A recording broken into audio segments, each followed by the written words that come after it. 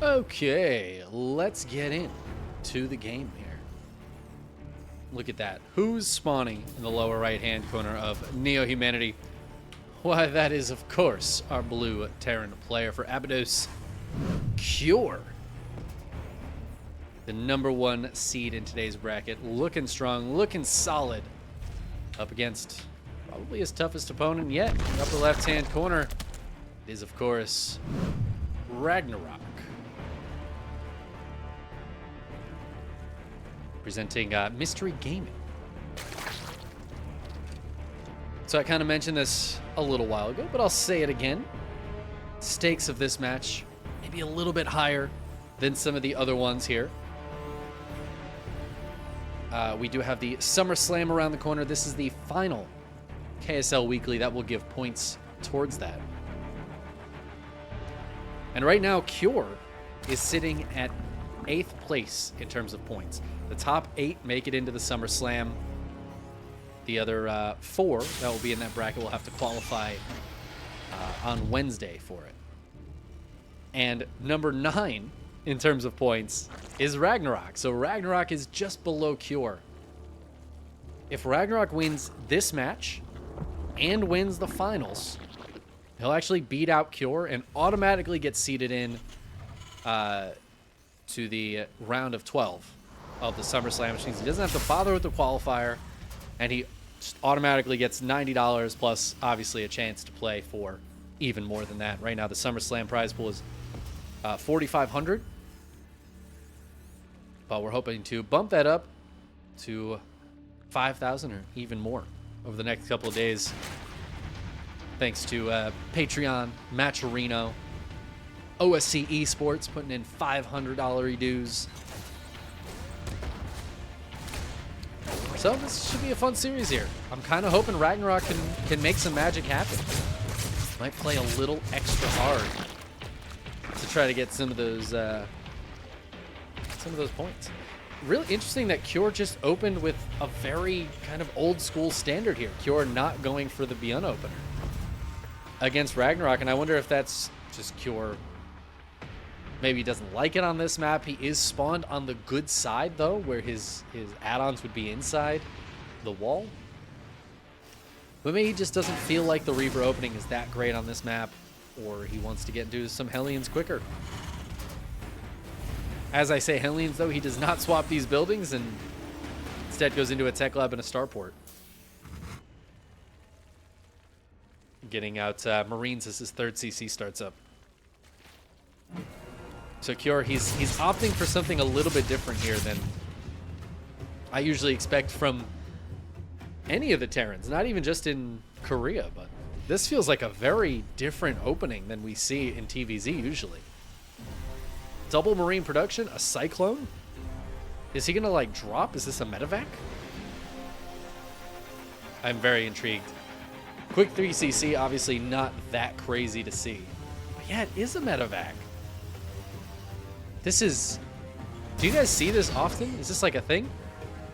Okay, there's a Roach Warren. So you know what? Suddenly this feels very decent for Cure. I don't think he knows about the Roach Warren. Okay, no. No, he does. The Reaper saw the Roach Warren before it died. I think he might have even died to some roaches. Cure's got a bunker on the way. The Cyclone is... actually going to be really pivotal here. It can get some really nice lock-ons, but there are some lings out as well, and if RagnaroK just micros decently, those lock-ons are not going to do too much. I don't know if this is enough here for Cure. There is a lot coming across the map. Second Cyclone is on the way. More Marines trying to come down here. The repair is good enough for now. It is holding on, and I'm surprised RagnaroK's not trying to target down the SCVs. He's going to get on top of the Cyclones, but no, they get hot picked up. A lot of SCVs going down, but who cares about that? The Cyclones finally, one dies, but this bunker doing so much damage, and RagnaroK, it looks so good for him, but with some nice micro out of Cure, and no target fire on the SCVs. RagnaroK just tabs out. That was the least... I don't know, man. I was not sure what to expect there. It was certainly not that roach attack out of RagnaroK, but Cure just set up perfectly with his opener. And I think RagnaroK was also expecting there to be Hellions or something. Maybe a Banshee that he had to worry about. And it was just none of that. It was the medevac, which came in super handy, obviously healing up units, but picking up those Cyclones at such a crucial moment. The Cyclones themselves are such a weird unit to get out against Zerg in the early game. Marines in a bunker. I mean, Cure just handled that perfectly. And I think RagnaroK maybe caught off guard by Cure's opener and just how well it handled that build.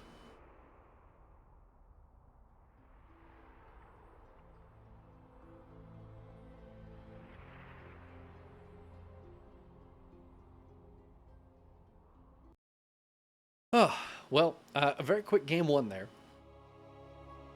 We're going to head into Royal Blood for game two. I want to say RagnaroK won't do something very cheesy and aggressive like that again, but you really never know. I'm going to have to fix my overlay real quick before we get into the game, but it should just take a moment here. So I'm pretty sure the last person who made me... Oh, no. Hold on. We're double RagnaroK here. There we go. The last person who made me change the name on the overlay was also RagnaroK. Spawning in, I guess we'll start with him. In the lower left-hand corner, it is Mr. Gaming's RagnaroK. Ready to Ragnarok and roll up against his opponent in the upper right-hand corner. Holding on in that first game for the quick victory. It's Cure.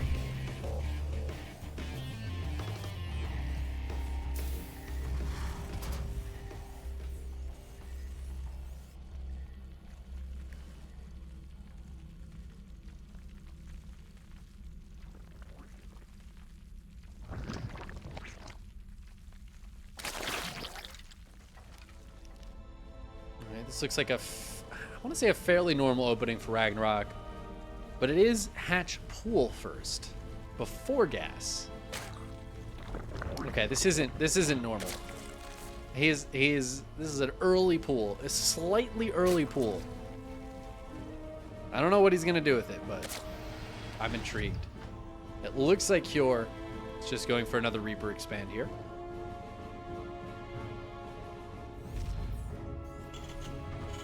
The builds in this series so far feel so strange. Okay, the gas getting taken here by RagnaroK quite a bit later than you'd expect relative to the pool. It's just going to be early queens out of RagnaroK. Did I miss something? Was there like an extractor trick? There was a cancel. That's the extractor trick, right? 12 minerals? I'm so confused. I don't know. RagnaroK's going to take a quick third base. Cure once again building the factory next to this reactor, making me think he's going to build Hellions this game. But is it just going to be more Marines and another Cyclone? I don't know. Who's to tell? Who's to say? Yeah, RagnaroK going for the extractor trick opener into the later gas. The earlier pool does... I guess the earlier pool goes to the extractor trick hatchery, right? I don't know. I like, what was he expecting out of Cure that he needed to extractor trick to get the hatchery out sooner? That's like what you do against Protoss. I also feel like Cure's build last game was what you do against Protoss. Are the players confused? Do they think they're playing against Protoss here? Is there something in the water? They saw the upcoming balance changes that have been announced, and they're worried about playing against Protoss, so they're practicing their builds against Protoss? I don't know. That poor Reaper. He got cornered. Nobody puts baby in a corner, but fortunately, those queens did put Reaper in a corner. Cure is going for just Hellions this game, and it looks like it's going to be a Banshee follow-up. This is a much more normal build. I really wonder if Cure was planning on doing this last game, but swapped to Marines and a Cyclone specifically because of what he scouted. I'm pretty sure had not scouted the Roach Warren yet, But maybe he scouted something else RagnaroK was doing that led him to believe he was going to need those Marines out. He wanted to get that Cyclone out and the medevac out instead. I don't know. I'm still confused about last game as we head into this one. This game feels much more normal. I was kind of memeing on RagnaroK's opener, but really it's nothing that crazy to extract a trick hatchery and get the spawning pool a little earlier, skip the gas so you can get those queens out. The queens are going to be all important in the defense here as the Banshees are being made. The Hellions poking and prodding. And all of this was scouted by the Overlord. Queen's ready. Oh, here comes a new challenger. Hello, Diva. All this was scouted, so RagnaroK knows Banshees are on the way. We're going to see Spore Crawlers go down in every base to help defend them. Banshees can obviously still get some damage done, but it makes it a little bit harder when there's spores around. Cure, though, looks like he's mainly using those Banshees for defense at the moment in case of run-bys. He wants to take this third base, keeping that pressure on with the Hellions. And actually, okay, it's just going to be the two Banshees. For some reason, I thought that was the third one. Nope, just two Banshees, all looking normal here for Cure. Who's going to get into a Marine tank follow-up. This is probably the most standard build you can do as the Terran against the Zerg. So we will actually get to see a solid mid-game between these two. Which is exciting. I mean, that's what we're here for, right? We're here for the exciting macro games. The occasional cheese is kind of fun. But personally, I want to get hype casting some Lings and Banes against some Marines and tanks. Ooh, an Aspire going down as well. Okay, RagnaroK.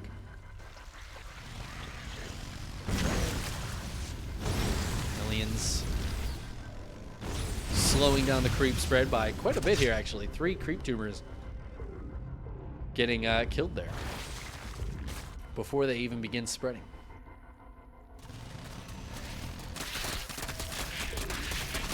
I love the double expand here from RagnaroK, taking the 4th and 5th simultaneously. Keeping that drone count going. Spire getting pretty near completion here. He's saving up quite a bit of gas. And Cure might take note of the lack of ground units. Not a lot of Banes around. No Banes around, just Lings right now.